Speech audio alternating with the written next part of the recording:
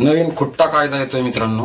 आता शेतकरी मारणार, ज्या लोकांना नोकऱ्या आहेत ती लोक रस्त्यावर येणार आणि जी लोक 15-15, 20-20 वर्ष झालं शिक्षण घेतात ती तर पागल होणार, मेंटल होणार. आता काय करायचं आपण, हे हलवणाऱ्या रील, जी लोक ढुंगण हलवतात, नाही तर कुठं हिंदू मुस्लिम वाद सुरू असेल तिथं पूर्ण शक्ती लावून उतरायचं आणि कमेंट करत बसायचं.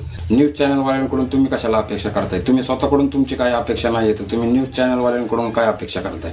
जे 4 लोक बोलतात त्यांना तुम्ही म्हणताल नाही मोठा 30 मार्कांना लागून गेलाय का? मोठा भाई अंबानीने दिलेलं आहे 300 रुपयाचा जिओ, ढकलते रहो.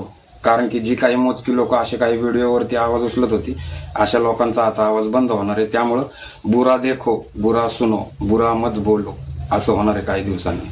तुम्हाला जुन्या घटना सांगत नाही, जास्त शिळा भात चारत नाही तुम्हाला. इंस्टाग्राम अकाउंट अभिव्यक्ती स्वातंत्र्याची गलचेपी. 25 कोटी रुपयाची मानहानीची नोटीस मला पाठवलेली आहे. विठ्ठल कांगणेचं अकाउंट बंद झालंय. रविराज साबळे पाटील यांना 25 कोटीची नोटीस आली. हे शिळ्या बातम्या झाले तुमच्यासाठी.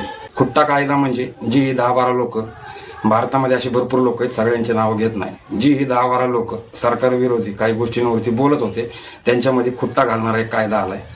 त्यांचे अकाउंट बंद होणे किंवा व्हिडिओ काढणे, त्यांची व्हिडिओ डिलीट करणे, पोस्ट डिलीट करणे किंवा अकाउंट सस्पेंड करणे. ही लोक बोलत कोणासाठी होती? या अशा लोकांसाठी जी स्वतःवरच जळून मारायला लागलीत. शेतकऱ्याच्या मालाला भाव नाही, 2 दिवस रडतोय शेतकरी, तिसऱ्या दिवशी काय करतोय? जाऊन माल विकून येतोय. 2 दिवस गप बसतोय, 2 दिवस दुखी राहतोय, तिसऱ्या दिवशी परत खुश होतोय. आणि तिसऱ्या दिवशी जेव्हा त्याला समजतं अरे आपल्या ह्या शेतकऱ्याला पण तेवढाच भाव भेटला, कामगाराचं पण काही वेगळं नाही, हातामध्ये किती येतो, इन हँड CTC किती, ह्याच्यावरच खुश होतोय. 30,000च्या आत सॅलरी असली तर वर्षाला टॅक्स लागत नाही. अरे तू सकाळी उठला ना, ब्रश करायला लागला ना, ब्रश, तेल, टोपी, दूध, कपडे, गाडी घेताना टॅक्स, गाडी विकताना टॅक्स, घर घेताना टॅक्स, घर विकताना टॅक्स. तू जे काय कमवतोय, तू जे काय दाखवतोय ते काहीच नाहीये. लय मेहनत करून गाडी घेतली, तिचे हप्ते फेडून तुझी लाल होती.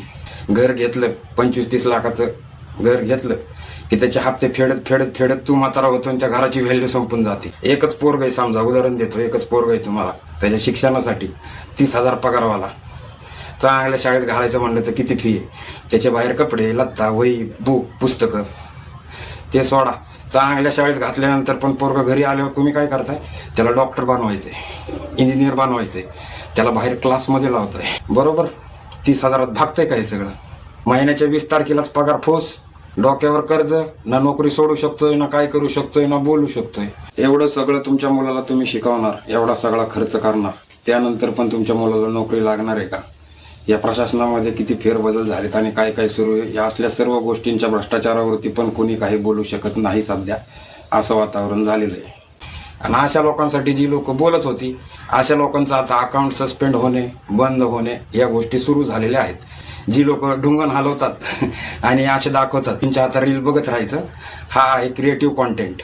आता आपण तर पोर आहेत, नाही हलवता येणार आहे, तर काय करायचे पर्याय तुम्ही तुमचा निवडा. आता IT ॲक्टमध्ये बदल पण झालेत असं सांगितलं जातंय. हसण्याचा विषय नाहीये. जी लोक बोलतात त्याच लोकांचा आवाज जर बंद झाला, न्यूज चॅनलवाल्यांकडून तुम्ही अपेक्षा ठेवताय, तुम्ही दिवसभर गांड घासून पैसे कमावताय कशासाठी? तुमच्या लेकरा बाळांसाठी. मग न्यूज चॅनलवाल्यांना काही घरी पोर बाळ नाहीत का? त्यांच्यावर दबाव आले होते, त्यांच्या पोराबाळांचा विचार नाही करणार का? त्यामुळे ती लोक पण बोलत नाहीत. आणि तुमच्यासाठी काय बोलणार आहेत ती लोक? ज्यांना स्वतःचीच काळजी नाही, अशा लोकांसाठी बोलून काही फायदाच नाही, त्यांना काढून चुकलेलं आहे ना, म्हणून ती लोक पण बोलत नाहीत. आता ही जी लोक शाळा शिकलेली, कॉलेज शिकलेली, काही हुशार लोक होती, ज्यांना समाजातलं ज्ञान होतं, अशी लोक बोलत होती. आता अशा लोकांच्या अकाउंट भारतामधून उडवाउडवीला सुरू झाली. कोणत्याही पक्षाचा असू द्या, कुठल्या नेत्याच्या भ्रष्टाचाराविरोधात, कुठं शिक्षणाच्या आंदोलनाविरोधात, शेतकऱ्यांचे प्रश्न, कामगारांचे प्रश्न, महिलांचे प्रश्न, अत्याचाराचे प्रश्न, अशा काही गोष्टींबाबत जे काही क्रिएटर आवाज उचलत होते, जर ते विषय आणि तसले त्यांचे व्हिडिओ जर सरकारला त्यांच्या विरोधी वाटले तर ते सगळे कंटेंट काढले जाणार. कोणत्याही पक्षाचा नेता असू द्या, त्याने जर भ्रष्टाचार केलाय तर त्याला आपण जनता प्रश्न विचारू शकते. जनतेने यांना नोकरी दिली, यांना आपण नोकरीवर पाठवले, आता हेच नोकर मालक बनणार आहेत आपले. जनतेला त्यांचे हक्क आणि विचार मांडण्याचा अधिकार आहे, त्यामुळेच भारताला लोकशाहीचा देश मानतात. परंतु आता याच भारतातील डेमोक्रेसीवरती गदा आणण्याचा प्रयत्न सुरू असल्याच्या चर्चा भारतामध्ये होत आहे. कारण की जी काही मोजकी लोक असे काही व्हिडिओवरती आवाज उचलत होती, अशा लोकांचा आता आवाज बंद होणार आहे. त्यामुळं बुरा देखो, बुरा सुनो, बुरा मत बोलो असं होणार आहे काही दिवसांनी. आणि हा नवीन खुट्टा कायदा लवकरात लवकर सगळ्यांवरती हातोडा घेऊन बरसणार आहे मित्रांनो. शेतकऱ्यांच्या प्रश्नावर कोणी बोलू नाही शकणार, कामगारांच्या प्रश्नावर कोणी बोलू नाही शकणार. त्यामुळं जी लोक गरीब होती त्यांचे प्रश्न कोणी मांडणारच नाही. जी लोक मांडत होती ती लोक मांडण्याची हिंमत करणार नाही. जी लोक हिंमत करतील त्यांचे अकाउंट राहणार नाहीत. त्यामुळे यांच्या समस्या वाढत राहणार. तर त्यामुळं म्हणलं शेतकरी, कामगार, मजूर, काम करणारे, कामधंदा करणारे गरीब लोक आणखीन गरीब होणार.